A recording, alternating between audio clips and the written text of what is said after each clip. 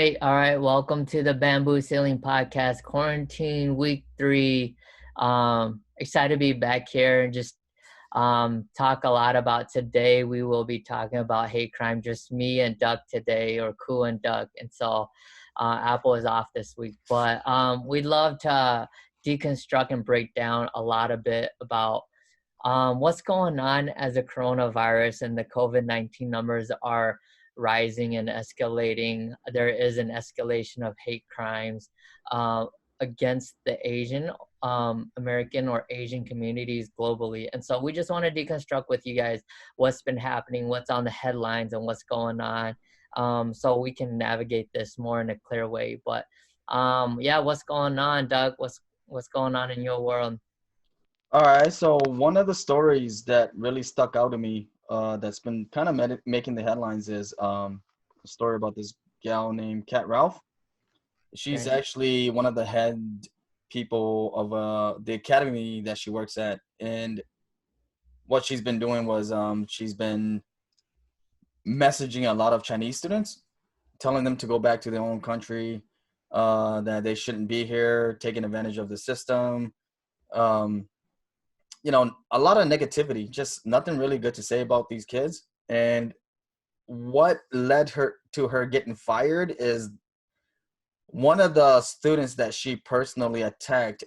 His mother-in-law is actually a Caucasian lady, and who put her on blast and made her famous. And within 2 days of her post, she was let go of her, or terminated from her job, which I find very sad, because her hate and her ignorance outweighed all the education, all that time, all that hard work that she put in. And at a time like this, I feel like she's probably not the only one. There's a lot of them out there, and the stories are proving it. She's not the only one. There's a lot of people that have been out there, exposing themselves at a time like this. I get it. I get that it's a tough time. People are struggling with their emotions, right? And probably not the healthiest of ways to go about it. Yeah. Yeah, no, I saw that story of Cat Ralph too. Like she's an educator. She and I think she was going for her doctorate or whatnot. So she was in charge of many students or at a center.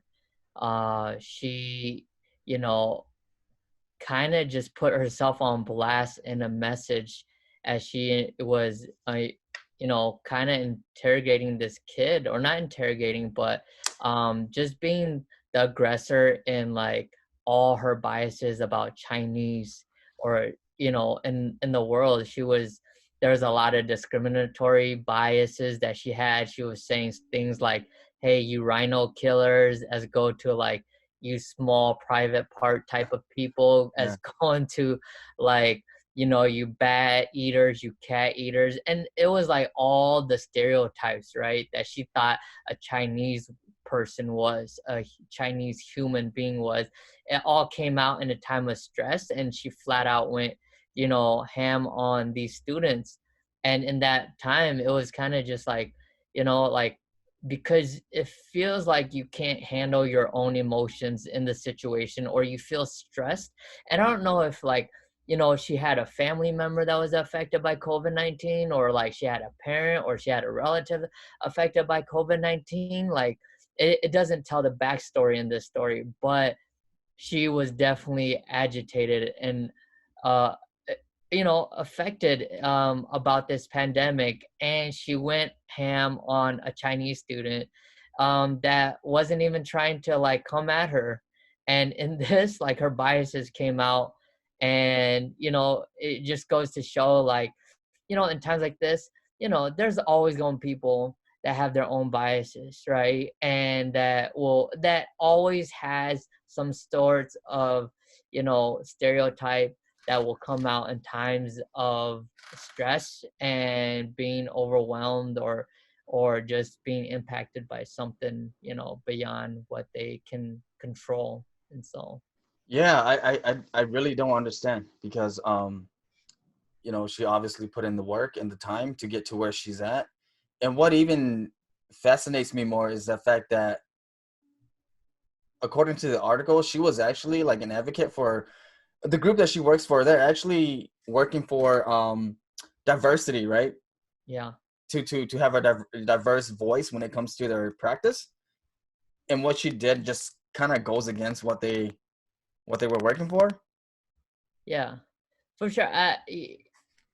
I do think that you can have the head knowledge, right? The head knowledge of what diversity looks like, and then it's such a buzzword in our time now. It's so trendy for Right. millennials, or so trendy for the Gen Zs, about like, hey, we need everything to be diverse, because that's the trend. But it needs to become heart knowledge, where like your heart has to embrace it, and you are believing it and you are living it, because you can know about it, but until you believe it. And it seems like she knew about diversity, and I can't assume that she's in that position, but it seemed like she didn't fully embrace it or believe it in that sense. Then again, I don't know her title, I don't know her role, but her biases came out in an ugly way. And yeah, and goes to show, like, even people in authority or position, they still have their own biases. And imagine her being over some students that is learning about all these topics or issue, how jaded those lens could be for a student to learn under her in that sense. Right. So And the catch to all this is that he wasn't the only one that she went after. yeah. But the only reason why she got busted is because of that dude's mother-in-law. Yeah. So apparently all these other Asian guys or And which students. was white, Right, right. And none of the other Asian dudes said anything, right? The other people that were being harassed didn't say anything. They didn't put her on blast. They yeah. didn't care. But it took a I hate to say it, but a white woman to call this lady out. And Yeah. in her article, in her message, she said, "Hey, if we all turn a blind eye to racism, then nothing will get done," right? So she emphasized on other for other Americans to not turn a blind eye to like this blatant type of racism, right? Yeah. And Yeah. and then taking it to the extreme, another story of like hate crimes is the story of the story in Texas where a young man attacked an Asian family. Apparently he felt that they were Chinese, which they aren't. They were actually Burmese. And he stabbed the dad, a 2-year-old toddler, and his 6-year-old son. And at times like these, this is what makes things even more crazier, is the fact that someone will go to the extent of like attempting to kill a family, right? Yeah. Yeah, I think I did see that story too, where it's more on the extreme case. I don't know if it was Sam's Club or Walmart or something, but it was a 19-year-old person that stabbed, went after a 6-year-old and a 2-year-old, a toddler and a first grader. That is ridiculous. And assuming that they were Chinese, but they were Burmese, not even close to what a Chinese. They're Southeast Asian, and that, like, knowing that like all Asians now are lumped or categorized as a Chinese group, that goes to show the ignorance and how media has done a terrible job in portraying, or educating what that there are sub Asian groups beyond what a Japanese, Korean, or Chinese person is. And it goes to show the ignorance, maybe on the Western hemisphere of the world, what Asian people are, and that the subgroups that are, out there in the world. And so it was just ridiculous understanding, like, a grown man will go after a 6-year-old and a 2-year-old, and I believe the 6-year-old got stabbed too, even the two. Yeah. It wasn't just a stabbing. Like, I mean, they literally got sliced up. Yeah. Uh, but just to make everyone aware is that like it's not just happening here in the States. It's happening globally, right? Like you're hearing stories from the United Kingdom, you're hearing stories from like Italy, uh, Australia, and like for instance that case of in the subway where it took Uh, place in Australia where this lady attacked the two Asian dudes, right? And mhm. she knew full well they weren't going to hit her, but yeah, she still came at them. Yeah. Yeah, I think yeah, globally there's been tons of just news all around, like in Europe and Asia. It's just been ridiculous. And also close to home, Woodbury for sure. There was a story of a young couple who went to work and came back, right? And when they came back, they saw a death threat on their, door. And what it said was, go back to your effing country, you effing chink.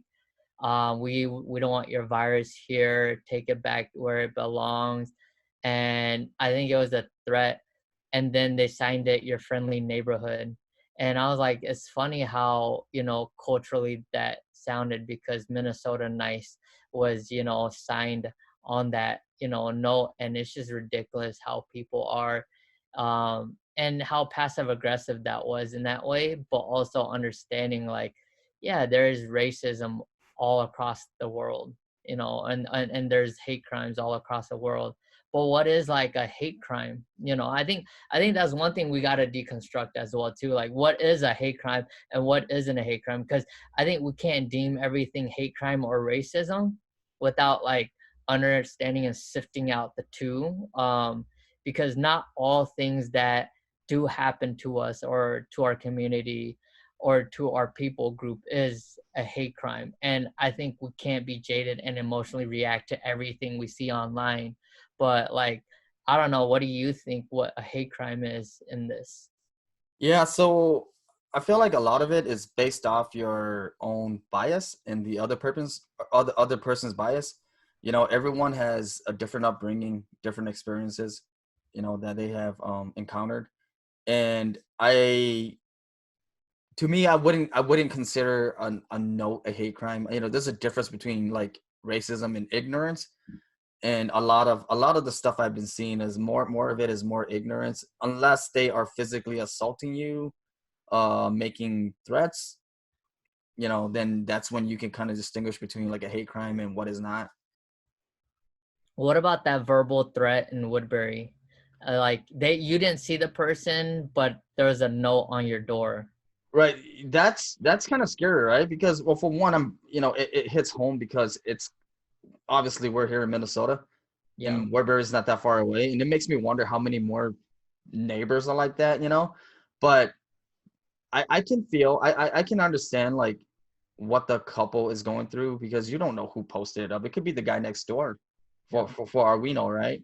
yeah. And even that case there, I still feel like that's more so ignorance. I mean, unless they said, "Hey, you leave now, or we're gonna come after you." Yeah. Do you feel like you have to take it serious, even though it could be a lighthearted joke or whatnot? Yeah, you still do. I feel like at the end of the day, you still got to take it serious because who knows what could happen. Yeah, I think for me, I do believe that we got to check our biases. I I go out and run every day during this, lockdown, and I'll go on a trail in our neighborhood and I'll pass by 10 people. And 9 people will be nice and wave, and they're predominantly white. And so but there'll be a 10th or a person, and I remember this the other day where a lady, she when I waved at her, she shrugged away and like turned her shoulder away, and she was avoiding the interaction, and you could totally tell that she was not wanting to engage. And in a moment there, I felt a little jaded, and it stung a little bit. But in that too, I had to learn that I can't control people's biases about me, Yeah. because I look apart or I look one way. And I didn't consider that racism, or that definitely rubbed me the wrong way. But it was also like I can't control people's biases about me. And that wasn't a hate crime, but that was like, hey, that's just ignorance, Yeah. because that's what people put into their mind. You can't control what people put into their mind, what they watch, what they see, what they hear. That's just something. And for me, it's like I got to control what happens, what goes on in my mind, as well too, like what I see, what I hear, because what I put in my mind and what I believe, I'm gonna go look out and looking for it and confirming that belief. And so those are things where I'm just like, I think we got to check our own biases, of what is a hate crime and what isn't a hate crime. And I do think that hate crime is more of an act, that a hate act that is acted upon. So there needs Right. to be a crime, and it needs to be acted upon, whether that is verbal assault, verbal threat, whether that's physical altercation or whatnot. I do think that it needs to be acted upon. A lot of these are hate crimes, so there's a wide spectrum of these.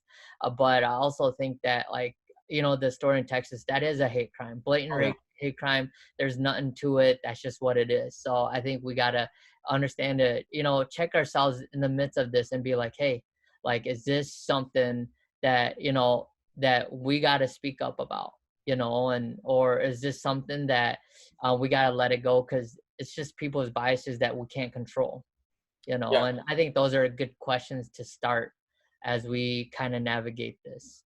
Yeah, I hear um you. I hear you. So should you be in a situation that you do experience like blatant hate crime, right? yeah. What would you do? I mean, what's your advice on like your reaction? How do you prepare yourself? How do you react to these type of situations? Yeah, for sure. I do believe that you got to go in with a plan. Like, you got to be prepared, mentally prepared. If you feel like you're, something racially insensitive would trigger you, you got to go in knowing that, hey, I this is my sensitivity, this is my trigger point.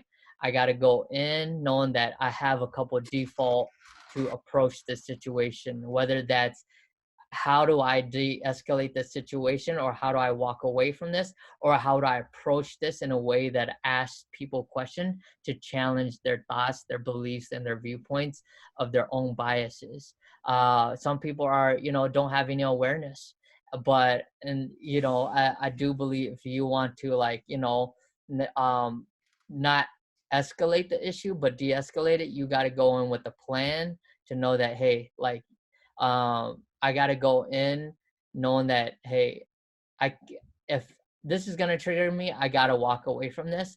Or if it's triggering me and I gotta say something, go in a way that you can be cordial about it, but be respectful in that way to challenge people in their viewpoint and their angle of where they're coming from. Because if you don't do that, you don't come prepared and with a plan, you're failing in to prepare in that place where you're gonna fail in those moments where it's gonna trigger you and it's gonna cause some more abrupt situation that can happen. Yeah, I'm seeing a lot of like mixed reviews or mixed feelings, emotions, and mixed reactions, right? Like you hear about some people that say, "Hey, should I come up across a situation like this? I'm just gonna stand up and clap back, right?" You got the ones that are immediately just can't wait to fight Yeah, fire with fire. yeah, Yeah, you know what I'm saying? Like the ones, and then you also have the people who will think things through, right? And say, yeah, hey, is it worth it or not? Should I just walk away or should I say something? And I think everyone's a little bit different. So everybody has to come up with their own game plan. yeah, Um, and to add to that, I just want to make sure everyone's aware, being aware of your own surroundings, right? Like yeah, knowing where to go, where not to go, when to go. Obviously you're not gonna friggin' go to like the deep woods of Wisconsin and expect to be greeted with any type of cordial yeah, greetings, right? They're not gonna accept you there. Just knowing your surroundings, knowing where you can go, where you can't go. I hate to say it like that. It's kind of yeah. like coming from a victim's mentality, but at the same time, it's always better to be safe than sorry. Yeah, no, I think you got a point there. Like, you can't put yourself in a compromising Yeah, situation. Like, things are sensitive right now. That people are, stressed, right? And putting all factors into perspective, like, people, you this brings out the best and the worst in people. There's so many Absolutely. great things that have been happening, but the worst in people too, because they are stressed, overwhelmed, and have lost their job, and they got to point the finger and blame somebody. So you putting yourself in a compromising situation, you got to have some wisdom and awareness around that, Yeah. because that does come from a victim mentality in that place, but also understand that you can be victimized in those places, that if you're compromising yourself. Right. I do believe that you can shed light in those situations, but if you don't want to be in a place that you can be harmed or something, it may be wise to not go about poking around areas where you shouldn't be. Right. Um, I also think you need to be prepared to film. Be prepared to film. I would just say, hey, have your camera out if something comes up. There are a lot of people that don't speak up for themselves. I know my dad, for instance, he wouldn't speak up for himself in the situation. He would try to, you know, make amends, have peace, and move on, even though it affects them or affects, the older generation. Be prepared to film so that you're able to justify the situation of being like, hey, we're just exposing this, knowing that there's, I truly believe that, regardless of, COVID-19 or not, there's always going to be hate crimes. There's always going to be racism, and I think for us to shed light into the situation so that we don't overlook this will help people have more of awareness about this. And so be prepared to film, use your voice, be able to stand up, for those that don't speak or anything. As you could say, see Asians, and not everybody is in that box, but they come from a very passive upbringing where they wouldn't speak up, or they'll take a little bit to muster up the courage to Right. say something about the situation. Yeah. No, no, I hear you. Yeah, that's why it's so important to take responsibility, right, in what we do. Like you said, obviously speak up, make noise, um record it if it happens to you, because 9 out of 10 times it's not guys like you and I, or No. the quote unquote thugs, Yeah, looking like dudes that get harassed or are greeted with these type of hate crimes. It's usually the elders, women, people who look nerdy. Those are the ones that face it, so yeah, they're obviously not going to approach it the same way that most dudes would. for sure, for sure. And I think there's a value in being responsible and empowering and educating your community, and educating people that don't look like you, because they probably come from a monocultural mindset, or they've only seen or been around one type of people Yeah. or people group in that. And so it's good to, like, hey, like, this is a great opportunity to not fight fire with fire, but educate people in a way that, we're not coming from a victim mindset. We're coming from a mindset to empower people and let people know that, hey, there's power that everybody has. It's how do we hone that power and empower and educate people, not in a way to feel like we are victimized in this situation, but also to rise above this situation and empower and educate people. And I do think that it's heartbreaking to see this happen to the Asian community, for sure, of what's going on. But I do believe that we got to shed light into things that people might never see before. So I do believe that's one responsibility we can take on and we can control in this situation.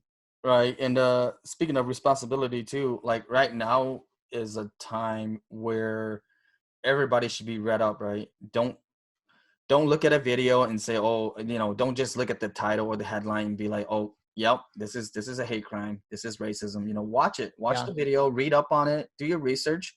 And if you are going to share videos, like, share responsibly, right? Don't just share something because, at the end of the day, you don't, for one, don't want to scare everyone. You don't want to feed into this mindset of, oh my God, they're coming after us, when I have been seeing videos that's been resurfacing from like years ago, right?